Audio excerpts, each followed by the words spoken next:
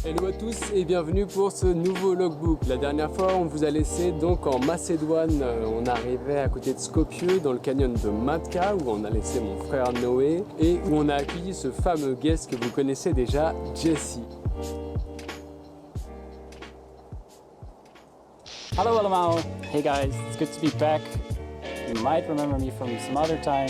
I was with Deux Pas Vers l'Autre in Italy and I got to join them again.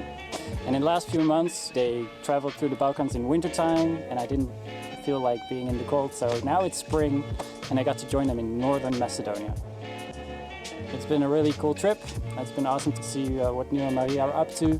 It's been a very different trip also, meeting people, seeing some of the local customs, and it's been a really different and cool experience. So this was my second time with Deux Pas Vers l'Autre. Who knows, there'll be a third time.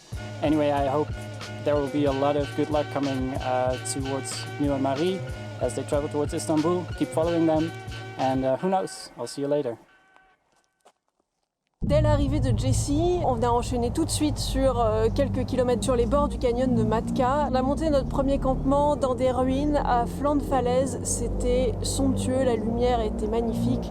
On avait une vue de nuit sur la capitale, vraiment une superbe soirée. Une fois de plus, un chien a commencé à nous suivre. Jessie n'est pas arrivé avec. Matka, il lui a donné un nom à peu près dans les 3 premières minutes de notre rencontre. C'était assez rigolo. Pas mal de sentiers permettent de profiter du canyon sous différents angles. On a été jouer un petit peu en bas, mais on est aussi monté sur ces crêtes magnifiques qui donnent vraiment des points de vue assez jolis. De là, on a continué notre route vers ce deuxième campement avec Jessie qui a failli mal se finir pour le coup. On avait trouvé le spot idéal, on commence à installer nos tentes, etc. Et tout d'un coup, on se fait encercler par 8 chiens de troupeau. Pas des petits chiens de troupeau, des espèces de molosses énormes, avec ces énormes colliers à pics tout rouillés qui doivent les empêcher de se faire tuer par des loups. C'est vachement rassurant. Heureusement, assez vite, les bergers sont arrivés, nous ont tiré d'affaire, tout à fait normal finalement.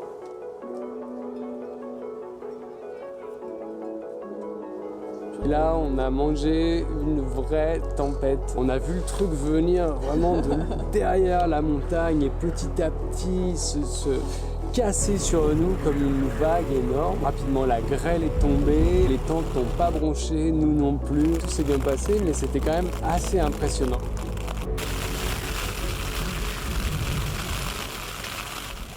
C'est pas le premier pays où on rencontre ce genre de problème. On navigue beaucoup avec des photos de satellites. Parfois on se gourre. Exemple pour cette décharge à ciel ouvert énorme, on a cru que ce serait une jolie petite carrière. En fait on s'est retrouvé vraiment dans la merde, ça, de substances boueuses non définies. 2 heures à trouver le sentier qui nous permettrait de sortir. Non, c'était pas cool. Cette fois-ci, notre semaine avec Jessie a été un petit peu plus vers l'autre que dans les Alpes. Je pense en particulier au village de Chaile, où quand on est arrivé, il y avait des dizaines et des dizaines d'enfants qui nous ont encerclés, avec lesquels on s'est bien marré, et dont les parents nous ont invités à prendre un café un peu plus tard. Ça marquait pour nous l'entrée dans le plus beau parc national du pays, le parc de Mavrovo et son lac.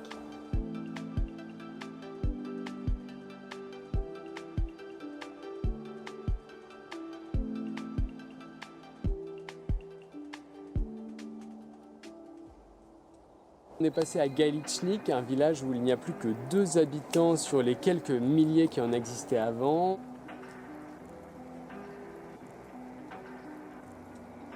Après Galičnik nous attendait pour le coup une belle surprise, le lac d'Ohrid. C'est le plus ancien et un des plus profonds lacs d'Europe. L'eau était magnifique, vraiment top à la fin d'une journée de marche de pouvoir se baigner, surtout dans de l'eau douce. Et puis à Ohrid, c'est déjà là qu'on a dit au revoir à Jessie qui est rentré chez lui aux Pays-Bas.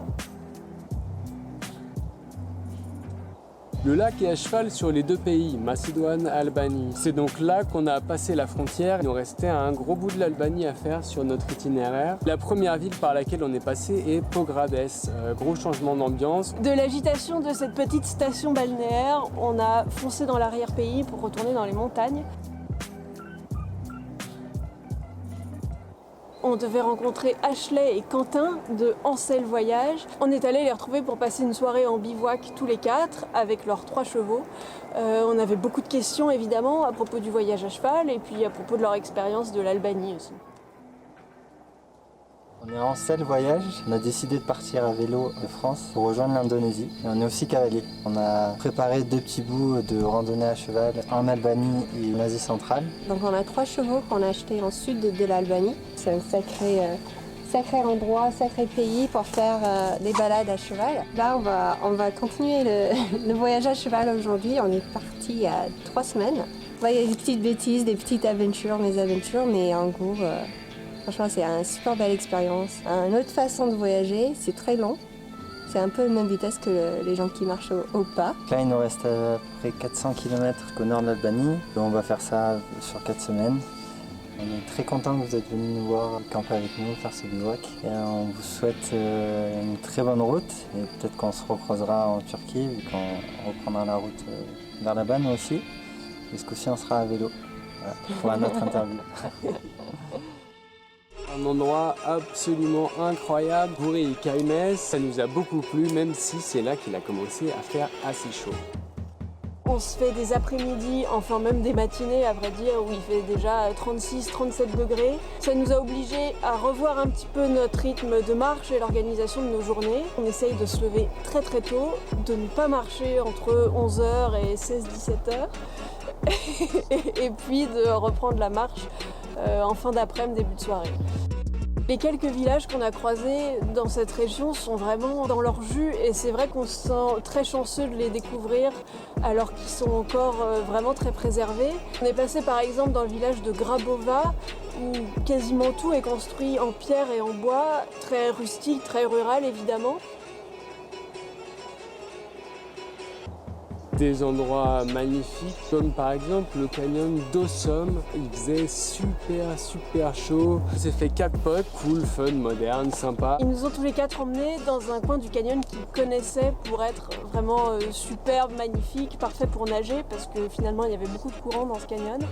Escalader, se baigner, sauter dans l'eau et échanger sur tout un tas de sujets, l'Albanie en particulier.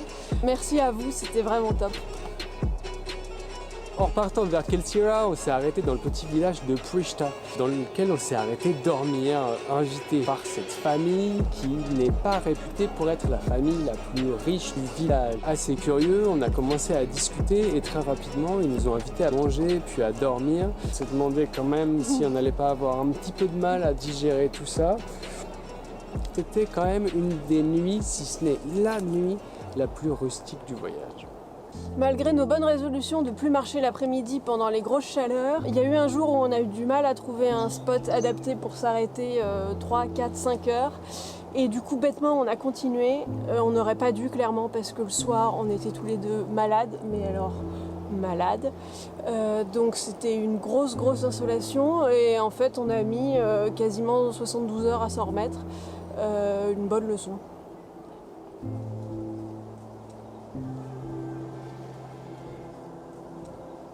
Siri Kalter, un endroit très joli, mais le tourisme lui fait beaucoup de mal. On a réussi quand même à prendre un tout petit peu large pour arriver à vous sortir quelques images sympas. Un endroit à voir, mais sûrement très tôt le matin.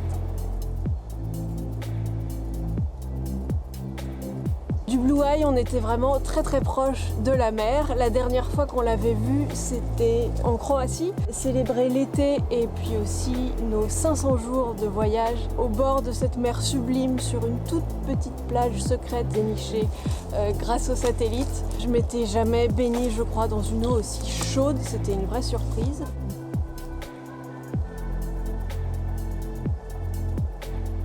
Il nous reste encore quelques kilomètres à faire avant de trouver la frontière grecque. On a une invitée super chouette qui arrive dans quelques jours. Vous allez voir, elle est géniale. Nous, en tout cas, on l'adore et on vous parle très bientôt. Allez, salut. Ciao.